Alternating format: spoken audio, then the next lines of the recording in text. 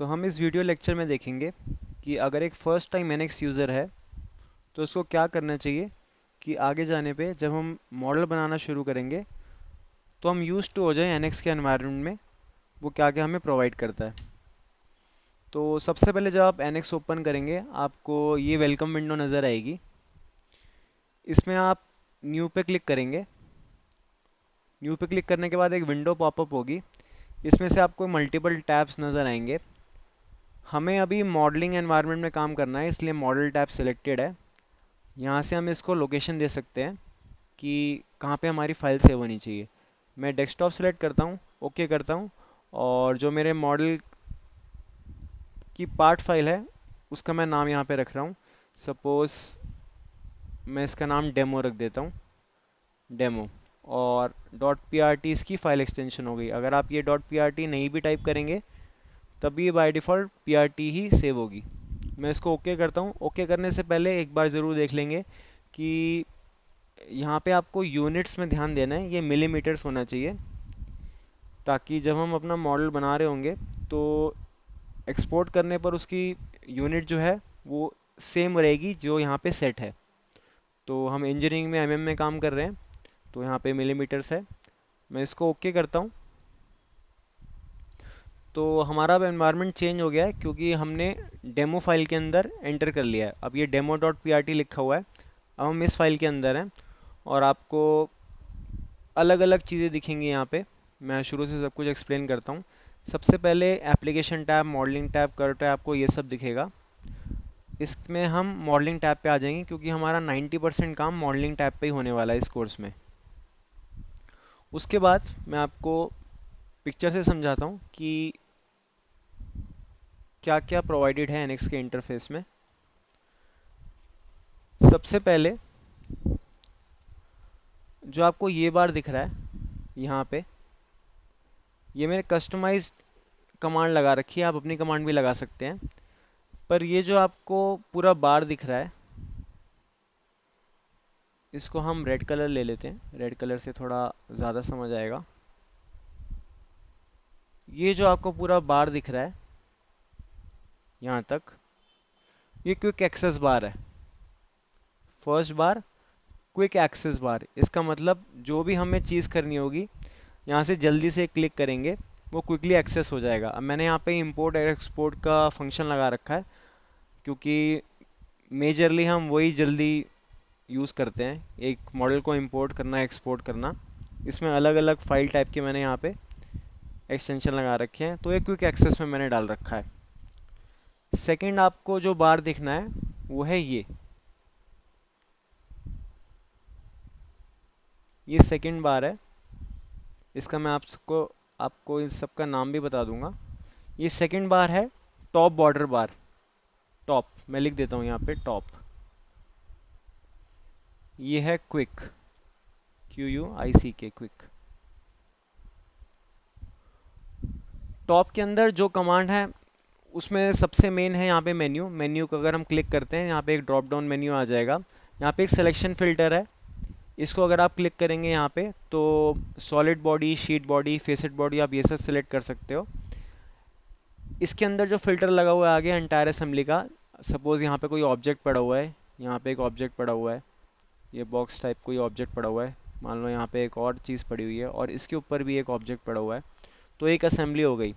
तो हम क्या पूरी असेंबली से सिलेक्शन करना चाहते हैं या कुछ पार्ट का सिलेक्शन करना चाहते हैं, हम यहाँ से इसको बता सकते हैं। आगे जाके देखेंगे जब हम पार्ट डिज़ाइन करेंगे। उसके बाद थर्ड बार पे आएंगे हम। थर्ड बॉर्डर बार है यहाँ पे, इसको बोलते हैं बॉटम बार। जो ऊपर था वो टॉप और यहाँ पे है ये बॉटम। यहाँ पे अभी मैंने WCS के कुछ आइटम प्लेस कर रखे हैं, आपको दिख रहा होगा यहाँ पे WCS शो करना, हाइड करना या सेव करना। यहाँ पे मैंने कुछ लेयर की सेटिंग की हुई है। आपको शायद अभी कुछ ना समझ आए क्योंकि हमने अभी कोर्स में कुछ बनाया नहीं है, ये बस इंट्रोडक्शन है। पर बस आप ये जान सकते हैं कि जो भी आप कमांड यहाँ पे देख रहे हैं आप अपने हिसाब से भी यहाँ पे प्लेस कर सकते हैं। मैंने अपने कंफर्ट के लिए यहाँ पे जो मैं मोस्टली यूज़ करता हूँ वो कमांड रखी हुई है। मैं आपको बाद में ये भी बताऊँगा कि आप अपनी कमांड कैसे यहाँ पे रख सकते हैं। और यहाँ पे मैंने एक्सट्रूड का फंक्शन रखा हुआ है। उसके बाद ऑफसेट फेस की जो मैं काफ़ी यूज़ करता हूँ, ये मैंने बॉटम बार में रखे हुए हैं। आप इसको टॉप पे भी रख सकते थे, आप इसको राइट में भी रख सकते थे, पर जैसा आपको ठीक लगे। मैं आपको बस बार बता रहा हूँ अभी हैं कितने हमारे पास। तो फर्स्ट सेकंड और थर्ड हो गया। फोर्थ आपका लेफ्ट बार है, ये इसको बोलते हैं लेफ्ट। अभी मैं आपको फोटोज से बता रहा हूँ, पर इसके बाद आपको एनएक्स में भी जाके बताऊंगा ये सारे बार कहाँ पे हैं और क्या कर रहे हैं। इसमें भी सेम कमांड मैंने कर्व से जो बिलोंग करती है वो लगा रखी है, जैसे सेक्शन कर्व हो गया, प्रोजेक्ट कर्व हो गया, एक्सट्रैक्ट कर्व हो गया, वो मैंने लेफ्ट साइड में लगा रखा है। और फिफ्थ हम पढ़ेंगे राइट बॉर्डर बार। यहाँ पे है ये फिफ्थ नंबर, राइट बॉर्डर बार।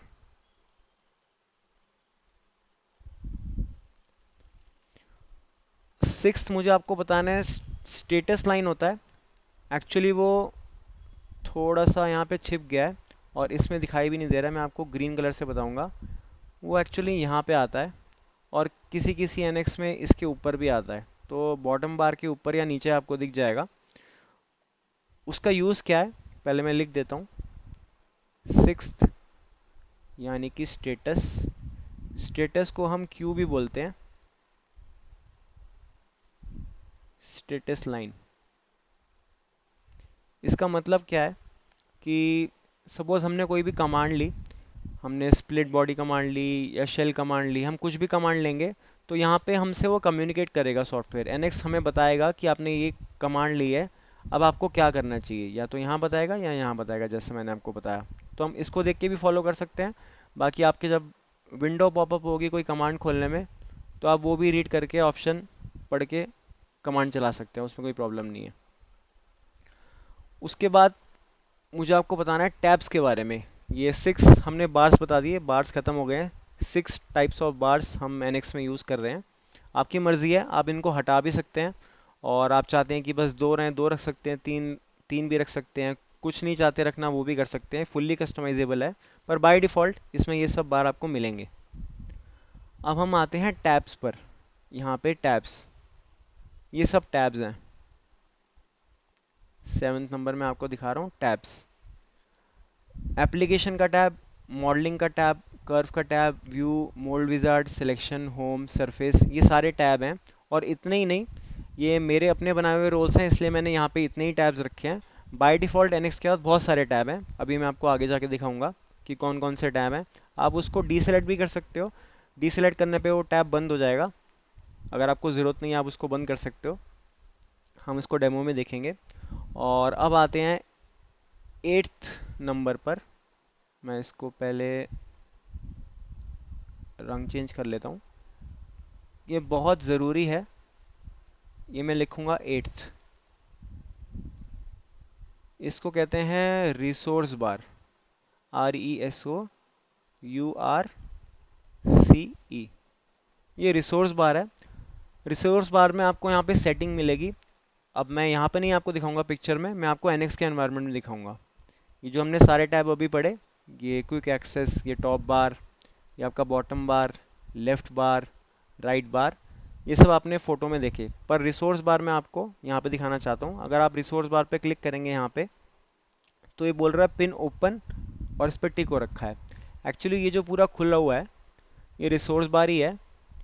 इसमें एक पार्ट नेविगेटर चल रहा है, तो पहले हम यहाँ से शुरू करते हैं कि अगर मैं इसको टिक हटा दूंगा तो देखो ये क्लोज हो गया, अब ये ओपन नहीं रहा। इसका मतलब मैं यहाँ पे जो भी कमांड चलाऊंगा यहाँ तो चल जाएगी, पर जब तक मैं इसको यहाँ पे क्लिक नहीं करूँगा तो मुझे दिखने नहीं वाला।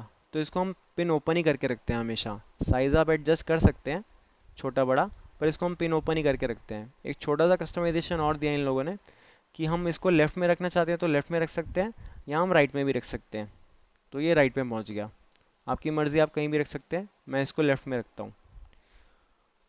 रिसोर्स बार के बाद हमने पार्ट नेविगेटर में देखना है। आप अपना मैक्सिमम टाइम यहीं पे स्पेंड करने वाले हो।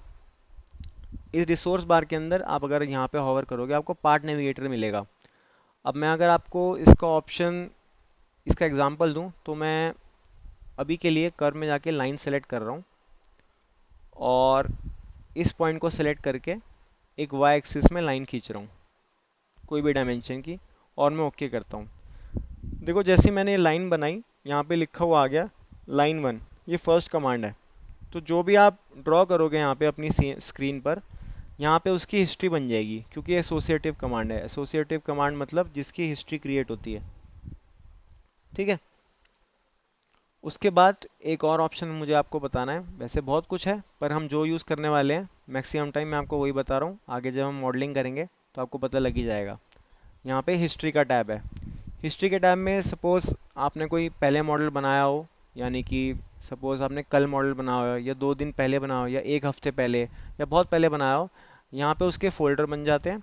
और जो रिसेंटली बनाया है उसके आपको ऐसे थंबनेल बड़े बड़े दिख जाएंगे। तो आपको यहाँ से जाने की ज़रूरत नहीं है खोलने की, आप सीधा यहाँ से भी क्लिक कर सकते हो और वो डायरेक्टली खुल जाएगा।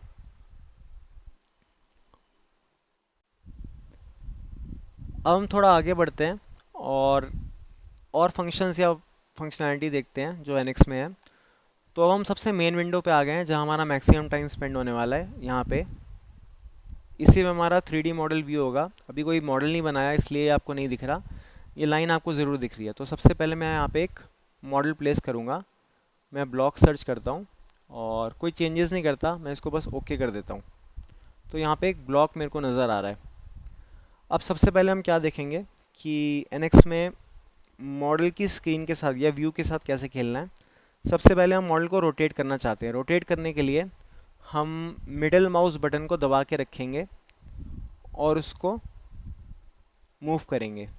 तो आप देख रहे हैं यहाँ पे ये जो ब्लू कलर का आप साइन देख रहे हैं, ये पॉइंट, इसके अबाउट हमारा मॉडल घूम रहा है। मैंने अभी रिलीज़ नहीं किया बटन और मिडिल माउस बटन दबाया हुआ है और हमें मॉडल घूमता हुआ दिख रहा है। मैं जहाँ पे भी छोड़ दूंगा ये मॉडल वहाँ पे आके रुक जाएगा और वो ब्लू कलर का पॉइंट भी चला गया। तो ये हमने किया रोटेट।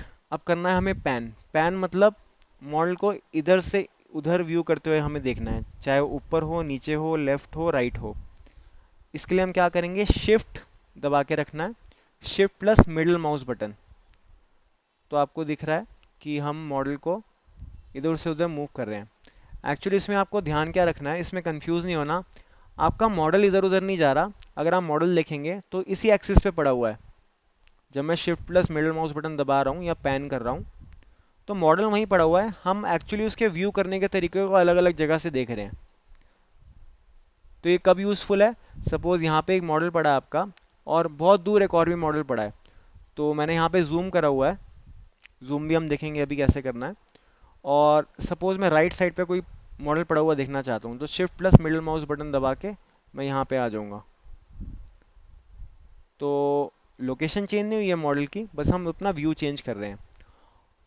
और जूम कैसे करना है, मॉडल में अंदर बाहर कैसे करना है, सिंपली आप जो मिडिल माउस बटन होता है, स्क्रॉल होता है व्हील, उसको आप आगे पीछे करेंगे तो ये जूम इन और जूम आउट होगा। तो 3 फंक्शन है, हम इसको यूज़ करते हैं एक्सटेंसिवली। आप थोड़ा सा टाइम लगाओगे आपको भी याद हो जाएगा।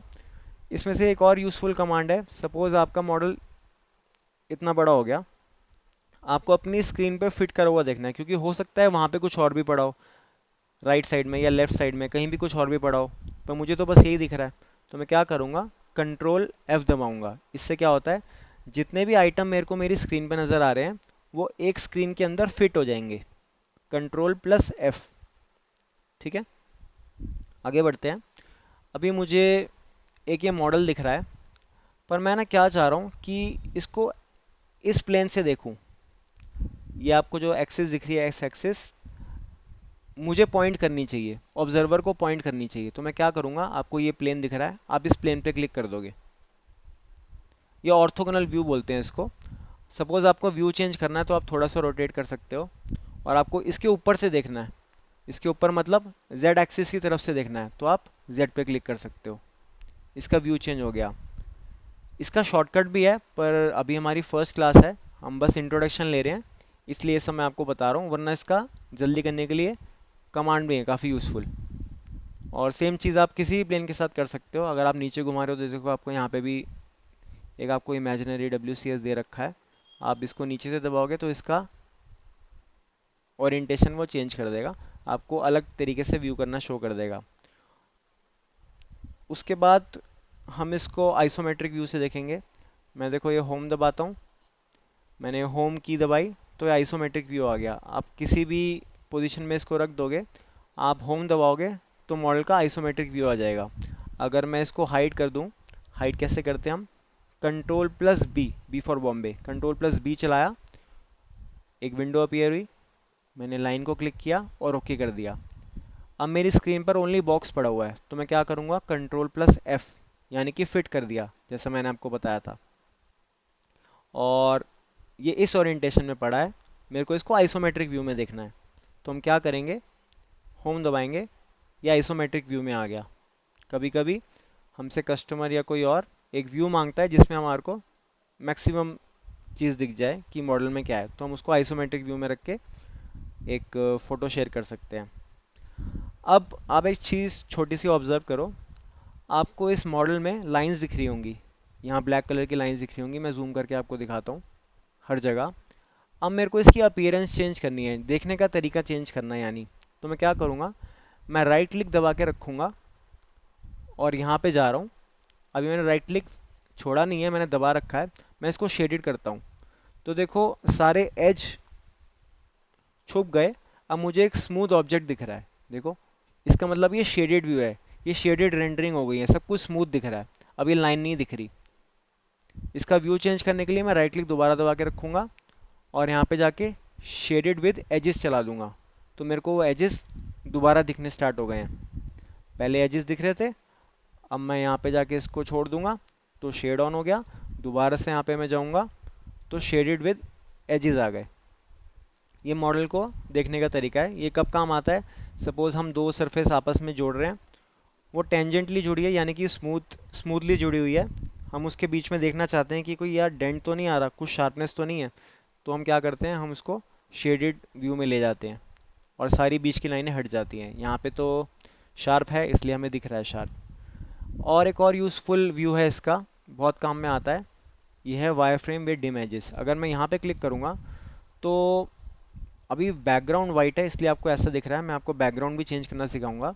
पर इससे हमें एक चीज़ पता लग रही है, इससे हमारे मॉडल का कलर चला गया और हमें ओनली और ओनली वायर्स दिख रही हैं। इस व्यू को बोलते हैं वायर फ्रेम व्यू। ये बहुत काम आता है, जब आप मॉडलिंग करेंगे आगे जाके आपको पता लगेगा इसका एक्चुअल यूज़। इसके बाद हम जाते हैं बैकग्राउंड चेंज करने के लिए। नए वाले एनएक्स में अगर आपको बैकग्राउंड चेंज करना है तो यहाँ पे आप जाएंगे और लिखेंगे सीन, और सीन प्रेफरेंसेस में जाएंगे। मैं प्लेन बैकग्राउंड चाहता हूँ और ब्लैक कलर का बैकग्राउंड चाहता हूँ। ब्लैक कलर का इसलिए क्योंकि जब आप मॉडलिंग करेंगे तो आपको रियलाइज़ होगा कि डार्क बैकग्राउंड उसके ऊपर वायर फ्रेम अगर आप करेंगे तो मोस्ट क्लियरली नज़र आता है सब सारी की सारी लाइनें। तो मैं इसको ग्रेजुएटेड की जगह, ग्रेजुएटेड मतलब हल्का हल्का सा कलर आएगा, जैसे स्काई का कलर होता है वैसा नहीं चाहिए मुझे, सब कुछ प्लेन चाहिए। तो प्लेन किया और यहाँ पे कलर सेलेक्ट कर सकता हूँ ब्लैक, ओके करता हूँ, यहाँ से भी ओके करता हूँ। तो ये वायर फ्रेम में ब्लैक बैकग्राउंड हो गया और हमें वायर फ्रेम भी दिख रहा है।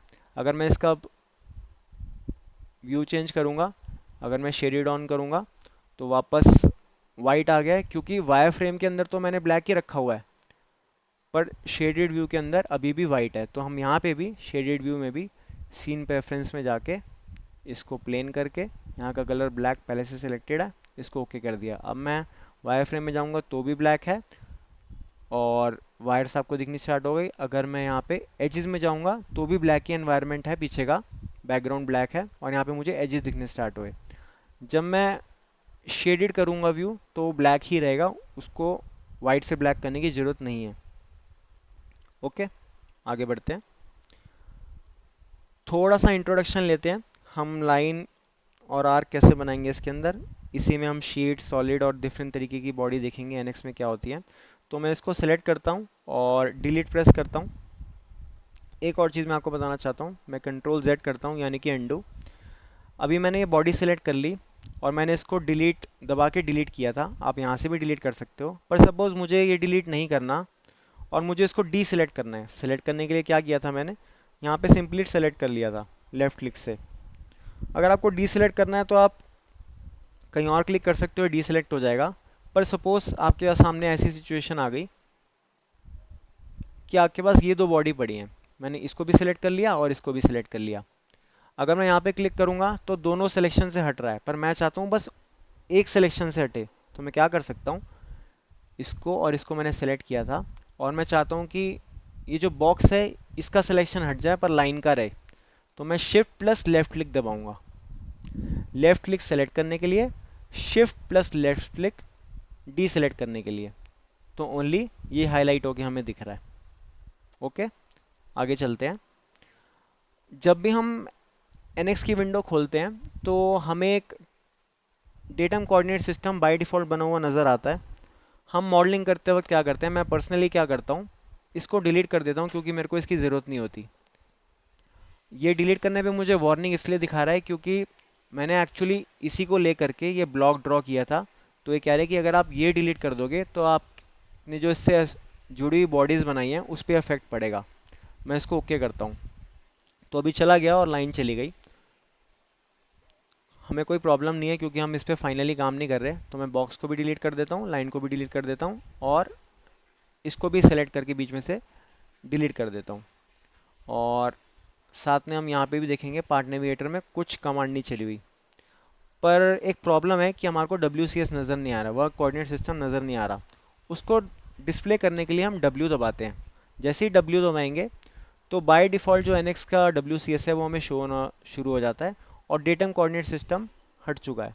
क्योंकि हम डेटम कोऑर्डिनेट सिस्टम से काम नहीं कर रहे, उसकी जगह हम इन 3 एक्सिस से काम कर रहे हैं। और अभी स्क्रीन पे कुछ भी नहीं है, तो जो हम करेंगे अब यहीं से करेंगे। तो सबसे पहले हम लाइन बनाना सीखते हैं। मैंने यहाँ पे लाइन कमांड में गया। अगर आप कर्व के टैब के अंदर जाओगे, अगर आपको और ऑप्शन चाहिए तो मेन्यू, इंसर्ट, कर्व, ये लाइन। लाइन के लिए 2 पॉइंट चाहिए, एक स्टार्टिंग और एक एंड। ये स्टार्ट पॉइंट पूछ रहा है और स्टार्ट पॉइंट मुझे बताना है। अगर मैं यहाँ पे पॉइंट सेलेक्ट करूँगा तो आप स्क्रीन पे देखेंगे एक्स वाई और जेड वैल्यू पूछ रहा है ये। तो मैं क्या करता हूँ, मैं ज़ीरो एंटर करता हूँ, टैब दबाता हूँ, देखो वाई पे सिलेक्शन आ गया, इसको भी ज़ीरो। फिर से टैब, जेड देखो ज़ीरो सेलेक्ट हो रहा है, मैंने ओके कर दिया। और अब मैं माउस को हिला रहा हूँ तो देखो ये मुझे क्या कह रहा है, इतने की लेंथ की एक लाइन बनने वाली है। पर मैंने अभी इसको डायरेक्शन नहीं दी। अब देखो मैं अपनी एक्सिस के साथ अलाइन करूँगा, यानी कि आपको जो ग्रीन कलर की यहाँ पे एक्सिस दिख रही है वहाँ पे लाइन लेके आता हूँ। यहाँ पे देखो कुछ नहीं हो रहा, पर जैसे ही मैं इस लाइन में लेके आ रहा हूँ तो वाई लिखा आ गया और उसमें लेंथ लिखी हुई आ गई है। तो मैं इसको 200 पुट करता हूँ, ठीक है, 200 करके एंटर मार देता हूँ। जूम इन जूम आउट आपको मैंने बता ही दिया है। अब सपोज मैंने पॉजिटिव डायरेक्शन में तो वाई एंटर कर दिया, पर मैं नेगेटिव डायरेक्शन में भी कुछ वाई एंटर करना चाह रहा हूँ। तो मैं क्या कर सकता हूँ, यहाँ लिमिट में जाऊँगा और यहाँ पे डिस्टेंस में -200 कर देता हूँ। माइनस मतलब उसके ऑपोजिट। तो 200 यहाँ पे था, 200 यहाँ पे भी आ गया। इसमें एक और फ्रीडम हमें मिलती है NX में काम करने की। अभी तो मैंने मैनुअली टाइप किया है, आप इसको यहाँ से ड्रैग भी कर सकते हो। जैसे ही आप ड्रैग करोगे देखो धीरे धीरे करके लेफ्ट विंडो में भी आपको यहाँ पे दिखेगा ये वैल्यू चेंज हो रही है, बढ़ रही है और कम हो रही है। यहाँ से भी राइट में भी बढ़ रही है, कम हो रही है। आप इसको यहाँ पे एंटर भी कर सकते हो, 100 कर देता हूँ। यहाँ से क्लिक करके भी एंटर कर सकते हो, -100। और मैं इसको ओके कर देता हूँ। ओके करते ही आप यहाँ पे देखना क्या होगा, पार्ट नेविगेटर में मैं ओके करता हूँ और एक लाइन कमांड बनी नज़र आ गई। एक चीज़ और ऑब्जर्व करेंगे हम, अब ये लाइन कमांड है तो फर्स्ट, पर यहाँ पे 4 लिखा आ रहा है, फोर्थ कमांड। ये इसलिए आ रहा है क्योंकि हम पहले ही 3 कमांड चला चुके थे, चाहे वो हमने डिलीट कर दी पर हिस्ट्री में तो रह गई ना, इसकी मेमोरी में तो रह गई, इसलिए यहाँ पे 4 लिखा हुआ आ रहा है। उससे कोई मैटर नहीं पड़ता। तो यहाँ पे हमने लाइन बना दी है जो वाई पॉजिटिव डायरेक्शन में और वाई नेगेटिव डायरेक्शन में है, +100 -100। सपोज मुझे अब ये चेंज करना है तो मैं इसको चेंज भी कर सकता हूँ। आप यहाँ पे इसको डबल क्लिक कर सकते हो, आप इसमें भी अभी भी वैल्यू चेंज कर सकते हो, कोई प्रॉब्लम नहीं है। आगे बढ़ते हैं, इसको मैं कैंसिल कर देता हूँ। मैं दोबारा से एक लाइन लेने वाला हूँ, इसमें मैंने शॉर्टकट LB लगा रखा है। अगर आप मेरे रूल्स यूज़ करेंगे तो आपको ये शॉर्टकट मिलेंगे, वरना आपको अंदर से जाके सेलेक्ट करना पड़ेगा। आप लाइन सेलेक्ट करेंगे। यहाँ पे देखो कुछ स्नैप पॉइंट्स आ रहे हैं, ये स्नैप पॉइंट एंड है, ये मिड है। इसका मतलब मैं बताता हूँ। स्नैप पॉइंट मतलब कि आपको किस तरीके से सिलेक्शन करना है। क्या आप फर्स्ट पॉइंट ऑफ सेलेक्ट करना चाहते हो, एंड पॉइंट करना चाहते हो, या कोई एग्जिस्टिंग पॉइंट, कोई पॉइंट पहले से पड़ा है उस पर सेलेक्ट करना चाहते हो, या सर्कल का सेंटर लेना चाहते हैं, या आप कोऑर्डिनेट लेना चाहते हैं। अभी एक लाइन है, लाइन में ना 3 पॉइंट मिलेंगे आपको, फर्स्ट, एंड और मिड। पर अगर मैं पॉइंट ऑन कर्व भी ऑन कर दूंगा तो ये बोल रहा है कि एक कर्व में कोई भी, कर्व हमारी लाइन भी बोलते हैं, अगर कर्व के ऊपर मैं जाऊंगा तो अनलिमिटेड पॉइंट आप सेलेक्ट कर सकते हो। तो मुझे अभी ये नहीं चाहिए, इसको थोड़ा कॉशियसली यूज़ करेंगे। मैं चाहता हूँ कि मैं फर्स्ट फर्स्ट पॉइंट या एंड पॉइंट भी बोल सकते हैं और मिडल ही सेलेक्ट करूँ। तो मैं देखो फर्स्ट पॉइंट सेलेक्ट कर पा रहा हूँ, और डायरेक्शन क्या दे रहा हूँ मैं, एक्स। अगर आपको यहाँ से देने में प्रॉब्लम आ रही है तो आप यहाँ से भी दे सकते हैं, अलॉन्ग एक्स, तो ये और कहीं नहीं जाएगा। और यहाँ पे आके इसको आप 200 दे दो, तो ये 200 बन गया। इसको मैंने ओके कर दिया। अब एक और चीज़ देखते हैं। अभी मैंने, अगर आपको याद हो, फर्स्ट जो लाइन बनाई थी वो 100 mm यहाँ पे बनाई थी, -100 यहाँ पे बनाई थी, और उसी की स्टार्टिंग में मैंने एक लाइन बनाई थी जो कि थी 200 mm। अब मैं क्या करता हूँ, मुझे याद आया नहीं, ये मुझे 100 नहीं 200 बनानी थी। तो देखो क्या होगा, मैं इसको डबल क्लिक करता हूँ और इसको 200 कर देता हूँ, फिर एंटर कर देता हूँ और ओके करता हूँ। तो देखो जो सेकंड लाइन मैंने ड्रॉ करी थी 200 mm की, वो इसके साथ जुड़ी हुई थी। ये लाइन नंबर 2 लाइन नंबर 1 के साथ जुड़ी हुई थी। कैसे? क्योंकि हमने उसको बोला था कि तुझे कहाँ से स्टार्ट होना है, जहाँ से इसका स्टार्टिंग पॉइंट है। अब इसका स्टार्टिंग पॉइंट तो चेंज हो गया लाइन 1 का, इसलिए लाइन 2 भी वहीं से स्टार्ट हुई। तो ये एसोसिएटिव मॉडलिंग करने के थोड़े फायदे हैं। ओके, आगे बढ़ते हैं। मैं दोबारा से लाइन कमांड लेता हूँ। अब मैं शॉर्टकट यूज़ करूँगा एल। मैं इस पॉइंट को सिलेक्ट करूँगा, सिलेक्शन फिल्टर ऑन है इसलिए सिलेक्ट हो पा रहा है। मैं इसको सिलेक्ट करता हूँ और एक्स डायरेक्शन में ऐसे भी जा सकता हूँ, पर अगर आपको यहाँ से लगता है गलती हो जाएगी तो आप ये सिलेक्ट कर सकते हैं। और इसको मैं 200 कर देता हूँ और एंटर कर देता हूँ, ओके कर देता हूँ। अब अगर मैं आपको दिखाऊँ जो मैंने आपको सिलेक्शन बताया था टॉप व्यू से, तो देखो टॉप व्यू में ऐसे दिख रहा है मेरे को। दोबारा से लाइन कमांड लेता हूँ। मैं इस पॉइंट से इस पॉइंट को जोड़ना चाहता हूँ। ओके, मैंने क्लिक किया और ये जुड़ गया। मैं इसको रोटेट करके आपको दिखा रहा हूँ 3D में। तो ये एक हमारा क्लोज बॉडी बन गया है। अब इस क्लोज बॉडी में हम क्या करेंगे, पहले एक आर्क लगाना सीखेंगे ताकि हमारा कर्व से इंट्रोडक्शन खत्म हो जाए, उसके बाद हम आगे बढ़ेंगे। तो आर्क लगाने के लिए मैं दोबारा से मेन्यू, इंसर्ट, कर्व के अंदर जाऊंगा, arc slash circle. Arc slash circle क्यों? क्योंकि जो सर्कल है वो आर्क से ही बनता है। अगर आर्क को हम फुल कर देंगे तो वो सर्कल बन जाएगा। आर्क हिस्सा है एक सर्कल का, ठीक है। तो यहाँ पे 3 पॉइंट आर्क आ रही है, अभी हमें यहीं पे ध्यान रखना है, इसके अंदर हम नहीं जा रहे अभी। 3 पॉइंट आर्क में क्या है, वो मुझसे 3 पॉइंट पूछ रहा है, स्टार्ट, एंड और मिड पॉइंट। मैंने इसको स्टार्ट पॉइंट ये दिया। अब मैं ये कैसे दे पा रहा हूँ, क्योंकि जैसे मैंने आपको पहले लाइन में बताया था कि यहाँ पे आप सेलेक्ट कर सकते हो। तो स्टार्ट, मैं इसको एंड पॉइंट ये दे रहा हूँ। और उसके बाद देखो मैं थोड़ा रोटेट करके आपको दिखाता हूँ। देखो मुझसे रेडियस पूछ रहा है, अगर वो कह रहा है आपको रेडियस डालना है तो आप रेडियस डाल सकते हैं, या आपको मिड पॉइंट देना है तो आप मिड पॉइंट दे सकते हो। इसमें एक चीज़ ऑब्जर्व करनी है, मैं जो भी ड्रॉ कर रहा हूँ अभी वो जेड प्लेन में आ रहा है। इसका मतलब एक्स वाई मेरा यहाँ पे पड़ा है उसी प्लेन में ड्रॉ हो रहा है, यानी कि वो है जेड प्लेन। तो जो भी मैं कर रहा हूँ वो जेड प्लेन में ही है। अब सपोज मैं इसका रेडियस 100 टाइप कर देता हूँ और ओके कर देता हूँ। तो ये ज्योमेट्रिकली पॉसिबल नहीं है इसलिए नहीं ले रहा। तो मैं इसको ओके करता हूँ, एंटर करता हूँ और यहाँ पे क्लिक कर देता हूँ। तो अपने आप इसने एक सर्कल बना दिया, फर्स्ट पॉइंट, सेकंड पॉइंट, और जो इसने रेडियस लिया मैंने खुद दे दिया। अच्छा, मैं ये भी कर सकता था, इस पॉइंट को उठा के यहाँ भी ला सकता था इसके एंड पे। ये क्यों सिलेक्ट हुआ? क्योंकि यहाँ पे एंड पॉइंट का फिल्टर ऑन है। मैंने ओके कर दिया, पर हमें तो आर्क मिल रही है, हमें चाहिए था फुल सर्कल। तो हम क्या करेंगे, सपोर्ट प्लेन में जाएंगे, फुल सर्कल सेलेक्ट करेंगे। फुल सर्कल सेलेक्ट करने से क्या हुआ, ये कंप्लीट सर्कल बन गया। और जो मैंने रेक्टेंगल बनाया था देखो सारे एजेस वहाँ से टच हो रहे हैं हर जगह से। तो मैं इसको ओके करता हूँ। ठीक है। ऐसे करके आप आर्क बना सकते हो, कंप्लीट सर्कल भी बना सकते हो, और लाइन की मदद से आप ये रेक्टेंगल भी बना सकते हो। हालांकि आप ये सब चीज़ें एक काउंट में भी बना सकते थे, पर अभी हम स्टार्ट कर रहे हैं तो हम डेप्थ में जाके पढ़ रहे हैं। अब सपोज मेरे को एक आर्क बनानी है जिसका मुझे सेंटर पता है और रेडियस पता है। तो उसके लिए हम 3 पॉइंट आर्क नहीं सेलेक्ट करेंगे।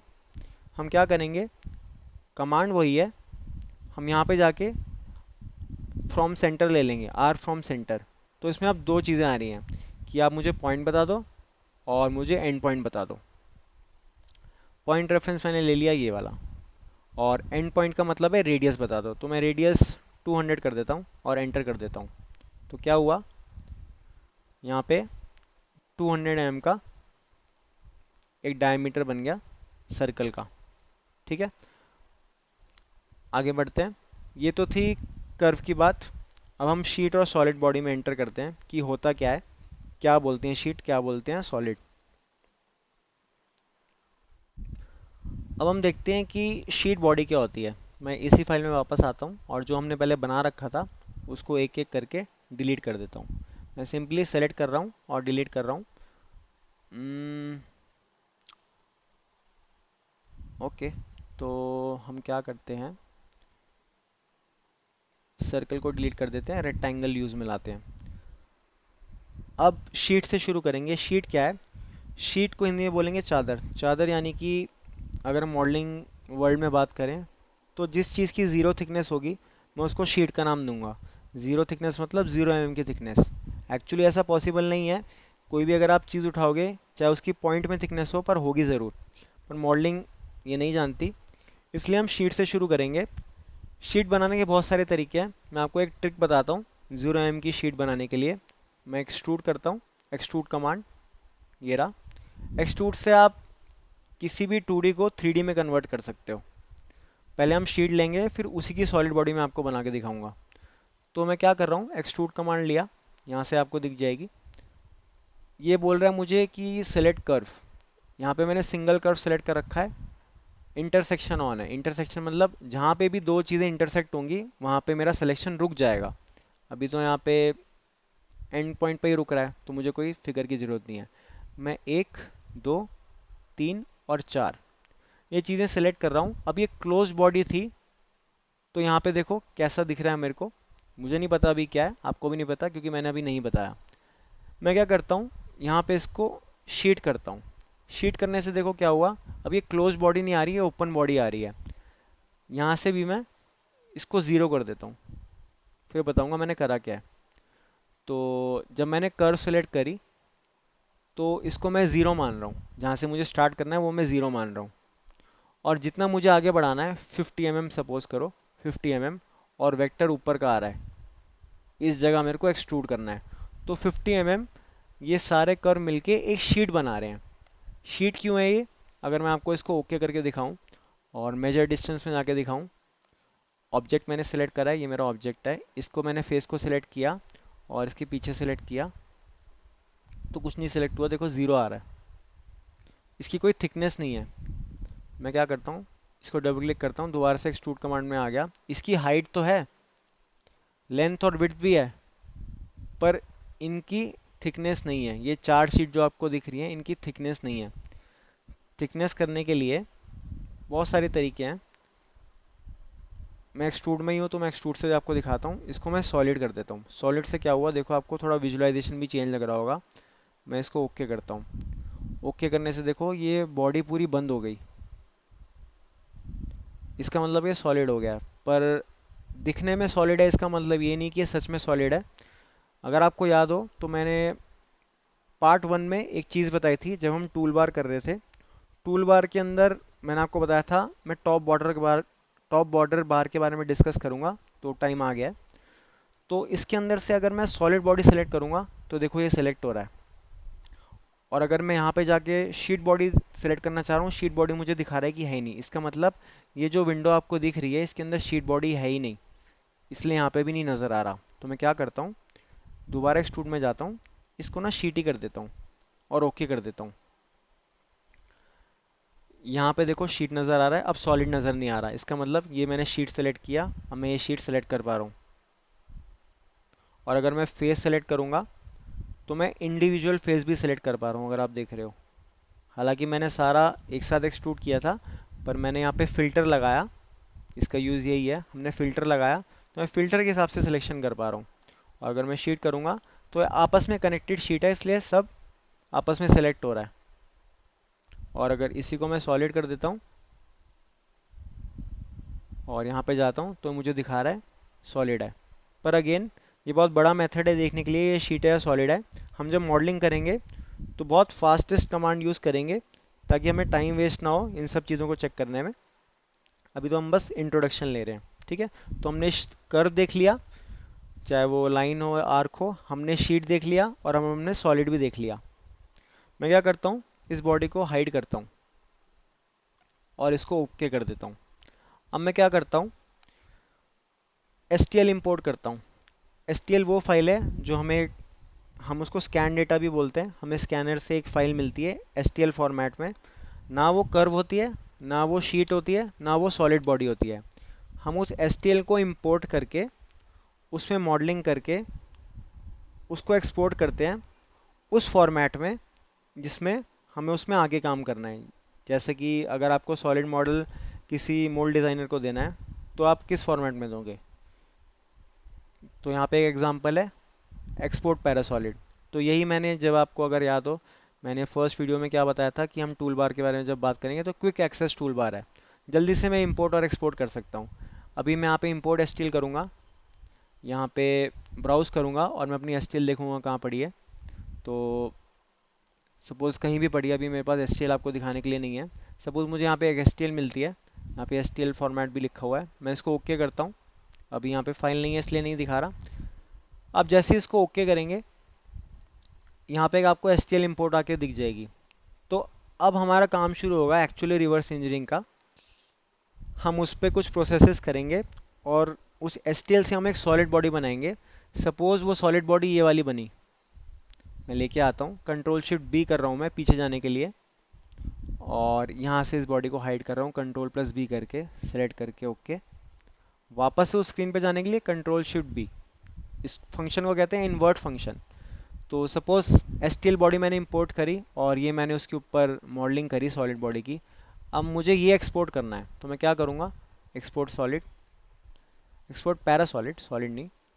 मैं इसको डेस्कटॉप की लोकेशन दे देता हूँ, डेमो ही लिखा रहा है क्योंकि मेरी पार्ट फाइल का नाम भी डेमो था डॉट पी फाइल का।